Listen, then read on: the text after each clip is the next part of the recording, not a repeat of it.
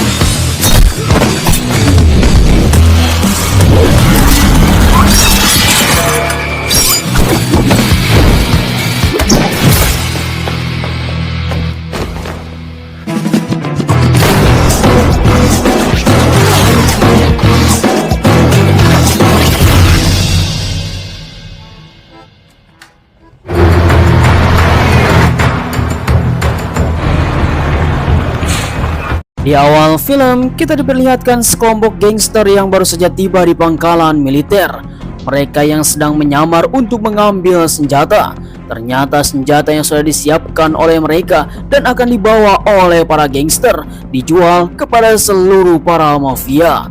Tapi di sisi lain, para polisi yang telah mengetahui ada kecurigaan, mereka pun langsung mengerahkan seluruh pasukan. Selang beberapa lama kemudian, akhirnya di dalam perjalanan, seluruh para gangster yang sedang mencuri senjata, tiba-tiba saja seluruh polisi langsung meringkus. Akhirnya pertarungan dimulai.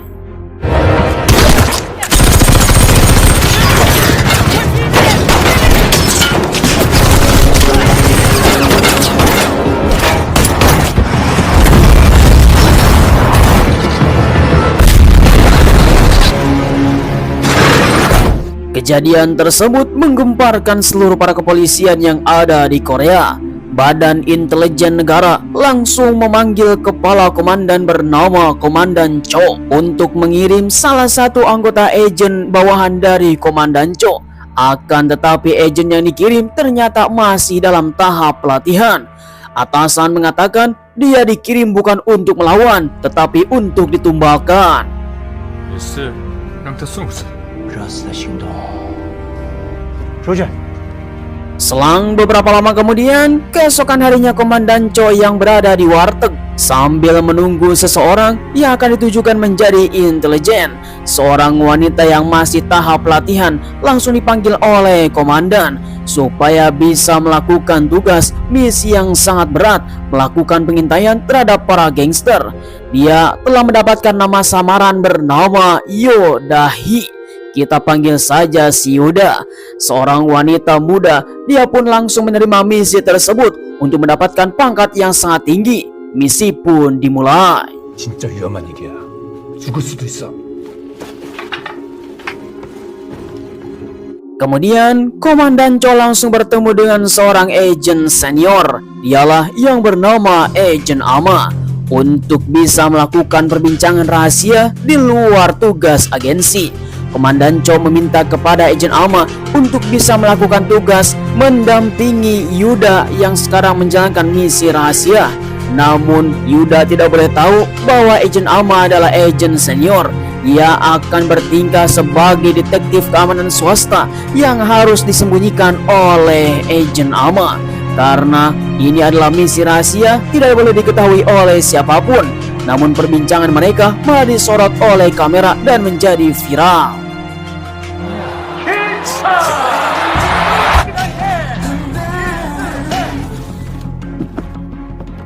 Singkat cerita, Agent Ama langsung bertemu dengan seorang laki-laki. Dialah yang bernama Wo Son-han. Kita panggil saja si Wo. Dia adalah seorang detektif yang hampir bangkrut. Sistem keamanan swasta yang sudah tidak laku, dia pun langsung memanfaatkan si Wo untuk mengambil alih semua yang telah dimilikinya, dari mulai tempat, nama, identitas, dan yang lainnya. Karena Agent Ama akan mendampingi Yuda supaya bisa menjalankan misi.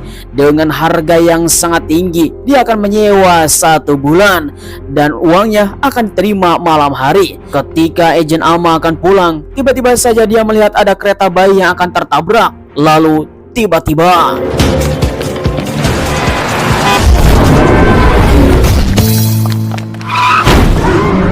singkat waktu ketika malam tiba, tepatnya jam 10, di mana si Wo terus saja menunggu kedatangan Agent Ama karena dia akan menerima uang yang sangat banyak menyewa tempat ini dan identitasnya.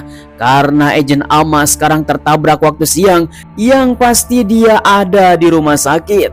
Singkat waktu keesokan harinya, di mana seorang wanita yaitu Yuda yang ditugaskan untuk menjalankan misi mengintai para gangster. Sesuai instruksi, Yuda langsung datang ke pusat informasi keamanan detektif di tempat ini, di mana si Wo baru saja terbangun karena ketiduran semalam menunggu detektif Ama. Kemudian mereka pun langsung melakukan perbincangan. Yuda langsung mengatakan kepada seorang laki-laki ini dia akan menyewa tempat sesuai dengan apa yang diinstruksikan oleh atasannya. Dia pun langsung mengatakan apakah dia yang bernama Wo Son-han. Memang kebetulan sekali, di mana si Wo langsung bertingkah aneh. Apakah dia yang diinstruksikan oleh Agent Ama?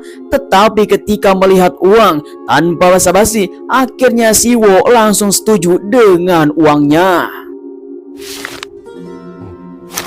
그럼 1,000만 원 나눠서 드릴까요?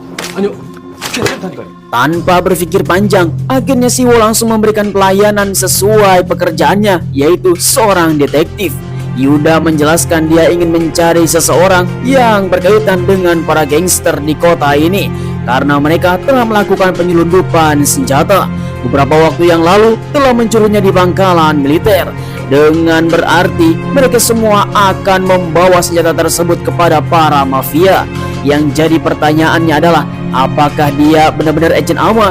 Dan dia pun langsung bertanya satu sama lain di dalam hatinya. Akan tetapi si Wo langsung memberikan informasi bahwa ada beberapa gangster dan harus bertemu besok menggunakan gaun. 드레스 챙기는 거 잊지 마. Kemudian keesokan harinya Yuda langsung datang ke suatu tempat sesuai instruksi, memakai gaun merah. Ternyata ini adalah tempat yoga. Sampai-sampai si ibu menahan ketawa. Apa yang akan dilakukan oleh wanita ini? Apakah dia mau ke kondangan? Melihat di belakang ada si Wo, akhirnya si Wo langsung menyambut dan ikut latihan yoga.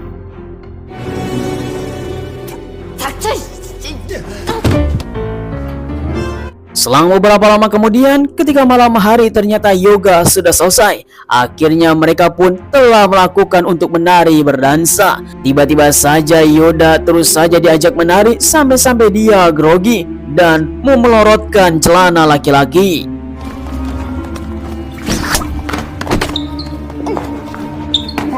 Akibat dari kejadian tersebut, owner tempat ini pun langsung bertemu dengan Yoda. Karena dia tidak mempunyai partner berdansa, akhirnya seorang laki-laki yang bernama Mr. Park langsung mengajaknya untuk berdansa. Inilah kesempatan untuk mengambil handphone Mr. Park.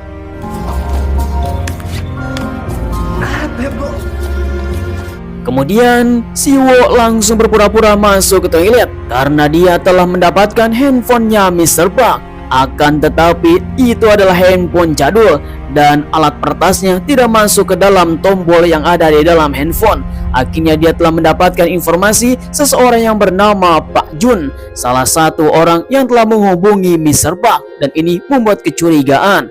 Karena misinya gagal untuk meretas, akhirnya dia akan mengembalikan handphone tersebut.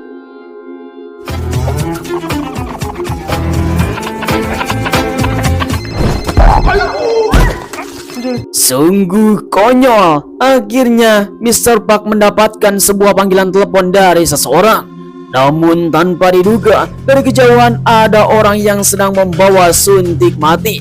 Hingga pada akhirnya Mr. Park telah disuntik di bagian leher. Ketika itu juga dia mati di hadapan Siwo.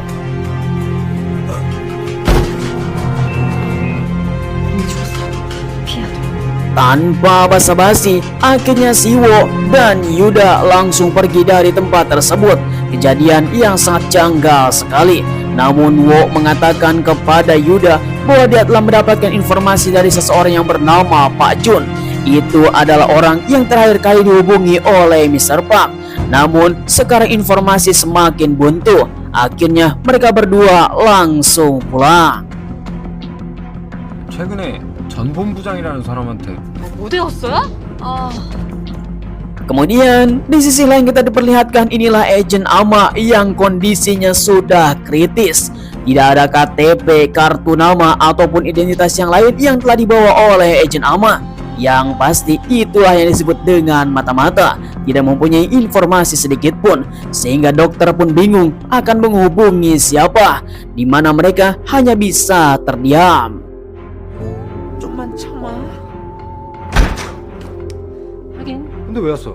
Singkat waktu, keesokan harinya Yuda mendapatkan informasi bahwa seorang gangster telah ditembak mati di jalanan, dan ini membuat sebuah kerusuhan di berbagai tempat. Yang pasti gangster yang lain telah mendapatkan senjata tersebut. Akhirnya Yuda memaksa kepada Siwo untuk mendapatkan informasi, namun Siwo mengatakan ada bayaran tambahan. 그쪽 전문가를 잘 알긴 해. 돈 드니까 그렇지. 200. 확실한 사람 맞죠? Entah apa yang dipikirkan oleh Siwo, Yuda malah dibawa ke seorang dukun untuk mendapatkan sebuah penerawangan, sehingga mereka pun langsung bertanya kepada Mbah Dukun tentang sebuah gangster yang ada di kota ini. Namun sayang sekali, informasi yang sensitif tidak gratis, harus dibayar dengan harga yang sangat mahal. Setelah dibayar dengan 2 kepok uang, akhirnya mereka pun langsung mendapatkan informasi beberapa gangster yang ada di tempat ini, dan mereka adalah gangster-gangster yang sangat mengerikan. Namun ada satu yang paling gila dari semua gangster yang bernama Geng Kapak. 아, 있다. 도끼파. Semakin jauh melakukan investigasi, ternyata Siwo semakin ngelantur. Bahkan Yuda tidak masuk akal entah apa yang dilakukan oleh Siwo. Memang kita semua tahu Siwo bukan detektif Ama.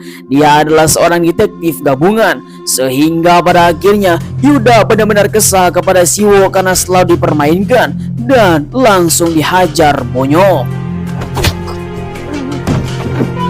진짜 처벌하면서요. Singkat cerita, Siwo langsung memisan. Karena tidak ada jalan lain, mereka pun langsung bertemu dengan ketua geng Kapak yang ada di kota ini.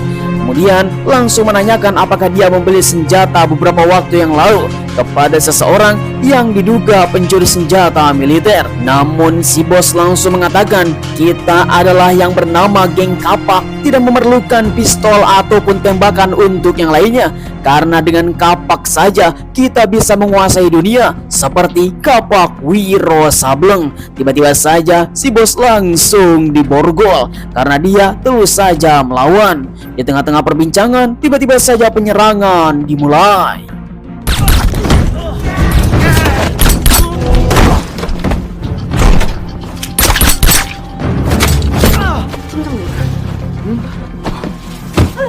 Siwo langsung lemah karena dia melihat darah yang ada di bajunya. Kemudian dia mengatakan bahwa itu adalah darah mimisan, bukan karena tertembak. Seketika Wo pun langsung beranjak kabur dari tempat ini. Namun Yuda berhasil mendapatkan handphonenya geng Kapak untuk bisa melakukan identifikasi selanjutnya. Tapi handphone tersebut mendapatkan kata sandi. Kita harus memerlukan seseorang yang ahli dan meretas handphone tersebut. Wo mengatakan dia mempunyai kenalan, tetapi harganya mahal. 한 300 줘야 돼. 의사?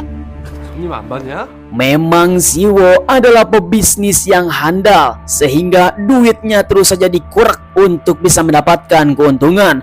Akan tetapi demi keberhasilan misi, akhirnya dia bertemu dengan seorang gamer. Dengan peralatan yang sangat canggih, seorang gamer tersebut bisa meretas handphone milik ketua geng kapak dengan harga yang sangat mahal. Walaupun seperti itu, dia pun mendapatkan sebuah informasi tambahan bahwa info ini membuat sebuah penelitian karena dia telah menunjukkan kepada seseorang yang bernama Jun Heon sesuai dengan informasi di awal. 주소를 제가 문자로 보내드릴게요. 그래요.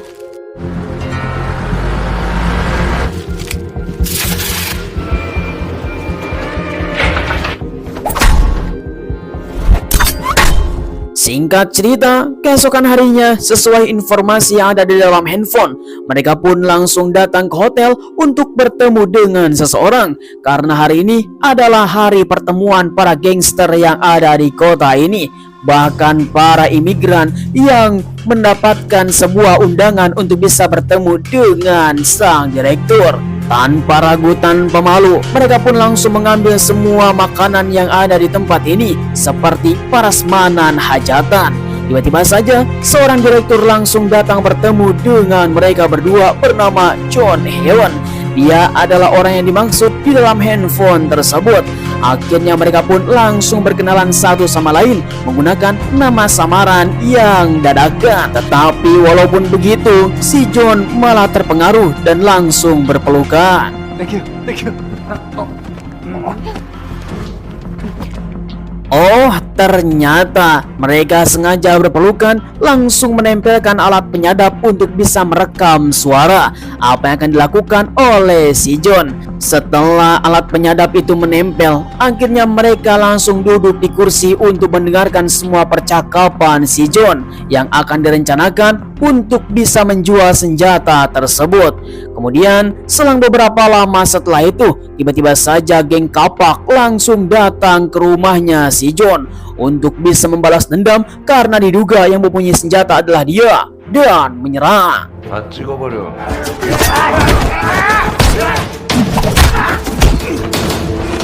진정들 하시죠.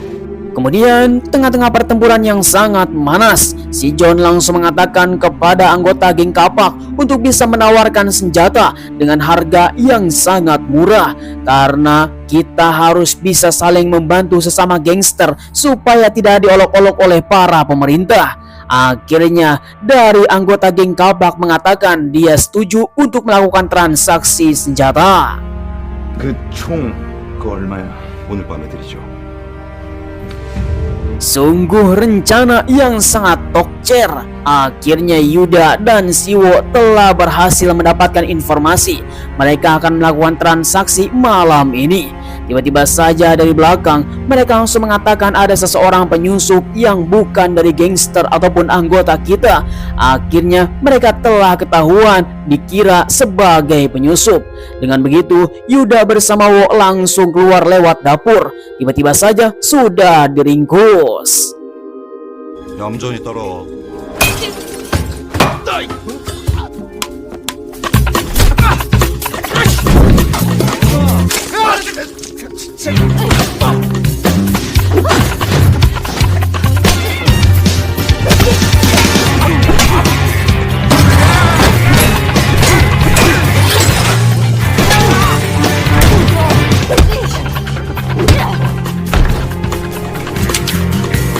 Singkat cerita, akhir dari pertarungan tersebut, Wo bersama Yuda langsung ditodongkan senjata oleh salah satu dari mereka. Akhirnya Yuda dan Wo berhasil menyerah, langsung berhadapan dengan si John, mengatakan bahwa dia adalah bukan polisi. Dia hanya detektif swasta, hanya ingin melakukan penyelidikan saja. Namun si John tidaklah marah kedatangan mereka berdua. Bahkan mereka akan dimanfaatkan oleh si John, dipaksa untuk melakukan sesuatu. 그런데 한 가지 부탁만 들어주셨으면 하는데요. Tiba di depan kantor polisi, Wo langsung dibawa oleh salah satu dari mereka untuk memaksa membunuh semua polisi yang ada di tempat ini. Diberikan senjata untuk bisa melakukan perlawanan. Tetapi Wo terus saja berpikir apakah dia bisa melakukan semuanya. Bahkan membunuh orang pun dia tidak berani, karena dia adalah detektif gadungan. Melihat seluruh para polisi yang ada di tempat ini dengan senyuman yang sangat menyegarkan, akhirnya Wo pun memberikan sebuah keputusan. Apa yang terjadi? Lalu tiba-tiba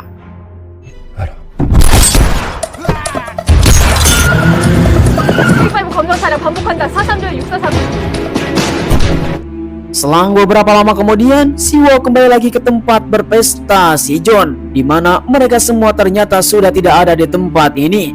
Karena tidak ada siapapun, akhirnya Wo langsung pergi. Tiba-tiba saja seluruh para polisi sudah melakukan peringkusan.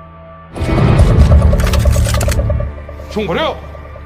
Singkat cerita, Wo langsung diinterogasi oleh para polisi setempat. Katanya dia telah membantu Badan Intelijen Negara untuk bisa memata-matai seorang gangster.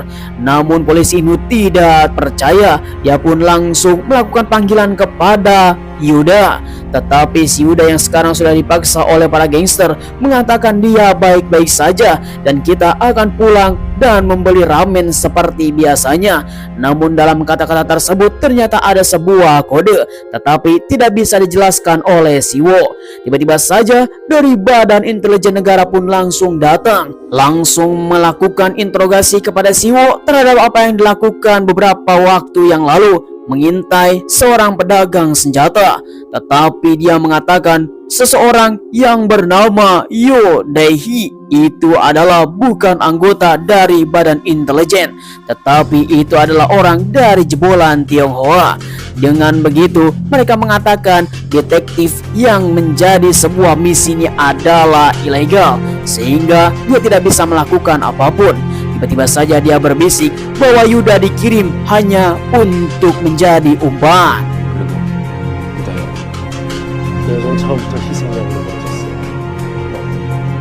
Memang para pejabat busuk mengorbankan anggotanya hanya untuk menjadi umpan saja. Tetapi para polisi tidak mengetahui itu semua. Si Wo langsung tercengang terhadap apa yang dikatakan oleh Badan Intelijen, mengorbankan anak buahnya sendiri. Tetapi para polisi tidak mengerti tentang hal itu. Akhirnya si Wo langsung membuat tindakan yang sangat mencengangkan. 이거 우사 씨, 너 대체 원하는 게 뭔데 그래?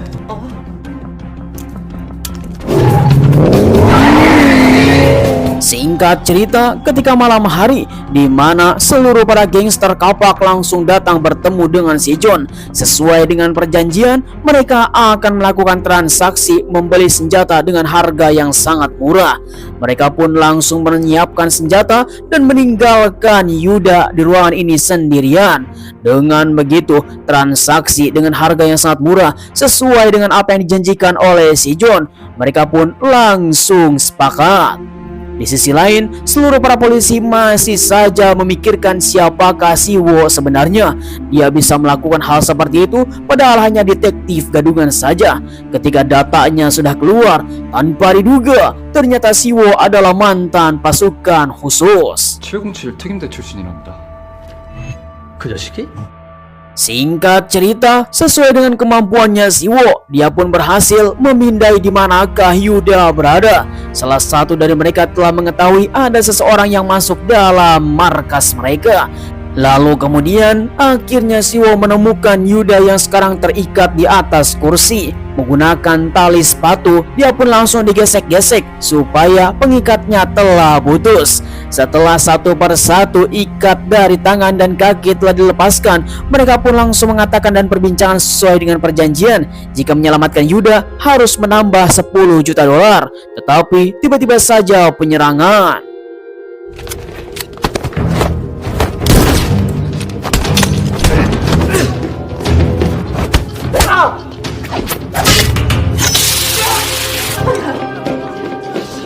Memang laki-laki yang sangat misterius. Dia pun berhasil melumpuhkan salah satu dari mereka. Namun inilah awal dari pertempuran, sehingga pertarungan dimulai kembali.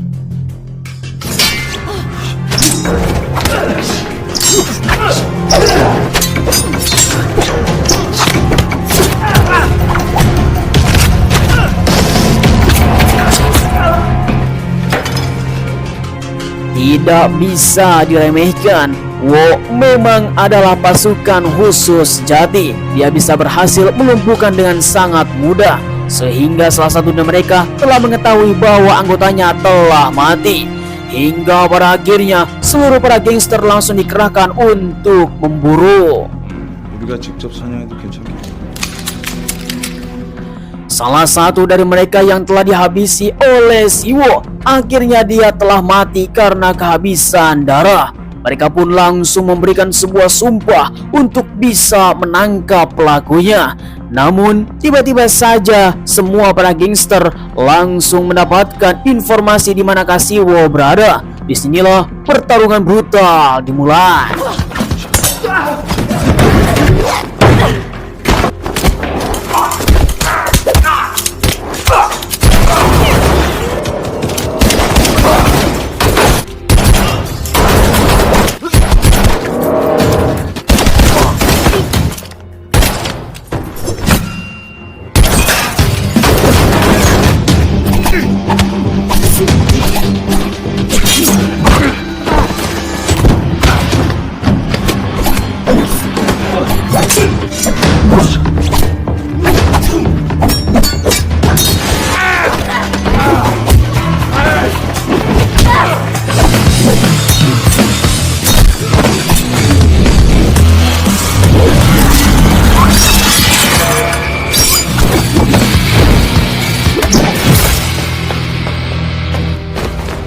Setelah pertarungan yang sangat panjang, akhirnya mereka telah berhasil melumpuhkan puluhan para gangster.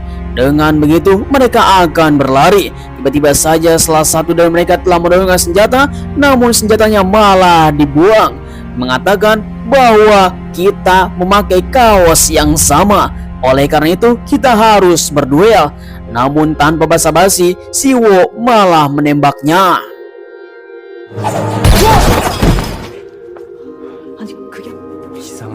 Kemudian si John yang sekarang akan kabur dari tempat ini langsung dihadang oleh Siwo untuk bisa melakukan pertanggungjawaban karena dia akan menyebarkan seluruh senjata yang ada di Korea, sehingga seluruh para gangster dan preman bisa memiliki senjata tersebut. Karena ini adalah perbuatan ilegal, akhirnya tidak bisa dimaafkan. Si John langsung dipenjara.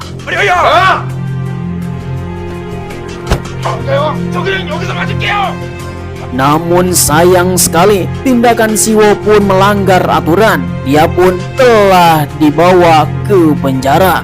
Namun badan intelijen langsung memberikan sebuah tawaran apakah dia akan dipenjara 10 tahun dengan tindakan seperti itu atau bekerja dengan mereka. Awalnya Siwo yang pasti menolak karena duitnya pasti tidak ada, hanya bisa menyumbangkan nyawa saja. Tetapi si komandan langsung memberikan tawaran 100 juta dolar. Karena uangnya yang sangat besar, akhirnya Siwo sepakat. 착수금 1억. Ya, tidak bisa dipungkiri, Siwo memang mata duitan. Akhirnya bertemu lagi dengan Yuda. Walaupun mereka akan mengorbankan anak buahnya demi kepentingan pribadi, tetapi Siwo memandang bukan karena itu saja. Uangnya memang benar-benar besar, sehingga dengan keahlian Siwo, semua misi bisa diselesaikan. Mereka pun langsung mendapatkan misi baru, akan berangkat ke Rusia untuk menggempur seseorang. Dia adalah kartel yang paling mengerikan. Singkat cerita, akhirnya mereka pun langsung menjalankan misi. Memakai pakaian aneh, bahkan di bawah terik matahari yang sangat menyengat. Memakai baju yang sangat-sangat tebal, dan ini menjadi sebuah pusat perhatian. Tiba-tiba saja informan langsung mengatakan dia salah menaiki kapal. 네, 여보세요. 혹시 그게 뭐예요? Kemudian di sisi lain kita akan melihat kondisinya Agent Ama. Dia yang baru saja tersadar dan linglung dia pun tidak melakukan apapun, mengeluarkan sepatah kata pun dia belum bisa karena suaranya masih tersendak. Kemudian sang dokter pun sekarang masih bingung siapa yang harus dihubungi untuk bisa menolong orang ini. Akhirnya mengundang psikolog. Kemudian ketika mereka sedang melakukan perbincangan untuk melakukan penyembuhan, tiba-tiba saja seorang wanita langsung datang mengaku bahwa dia adalah sebagai istrinya. Yang jelas dari penampilannya saja sudah beda. Mungkin saja dia adalah datang dari rumah sakit jiwa dan semua orang pun langsung tercengang. Detektif Ama yang melihat itu semua, dia pun langsung kabur tetapi malah tertabrak lagi. 나 관리받은 여자야.